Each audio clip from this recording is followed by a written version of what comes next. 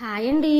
ఇంటి నుండి బయటకు వచ్చిన తర్వాత ఒక్కసారిగా చెట్టును చూసేసరికి పూలు గుత్తులు గుత్తులుగా పూసి చాలా అందంగా ఉన్నాయి. వీటిని తురాయి పూలు అంటారు. మీరేమని పిలుస్తారో కామెంట్ చేయండి. మీకు తెలుసా ఈ పూలు ఎంత పూస్తే ఆ సంవత్సరం అన్ని పెళ్ళిళ్ళు అవుతాయని? సెల్ఫీ వీడియో ఎలా తీయాలని చాలాసేపు నాకు రాలేదండి. అందుకని మేమైతే నవ్వుకుంటున్నాము.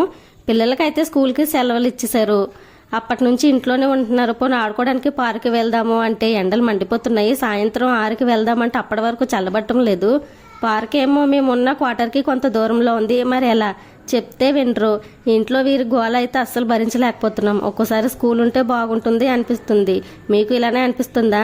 ఇంకా పార్క్ అని ఏడుస్తున్నారు కదా అని నేను ఫ్రైడే మార్కెట్కి వెళ్ళకపోవడంతో మా ఫ్రెండ్కి చెప్పాను నాకు కొన్ని కూరగాయలు తీసుకురమ్మని.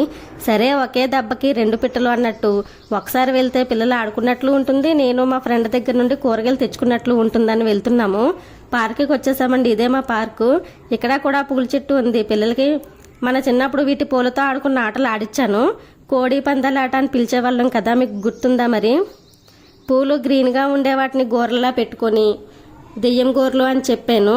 ఈ ఆట పిల్లలతో ఆడించడంతో పిల్లలకి చాలా నచ్చిందండి. ఆ వీడియో క్లిప్ అయితే మిస్ అయింది. ఇంకా నైట్ అయింది అని కూరగాయలు తీసుకుని ఇంటికైతే వచ్చేసామండి. మీరు చిన్నప్పుడు ఈ ఆటలు ఆడితే కామెంట్ చేయండి. మరి మన వీడియో నచ్చిందా? లైక్ చేయండి, షేర్ చేయండి, సబ్స్క్రైబ్. Bye bye.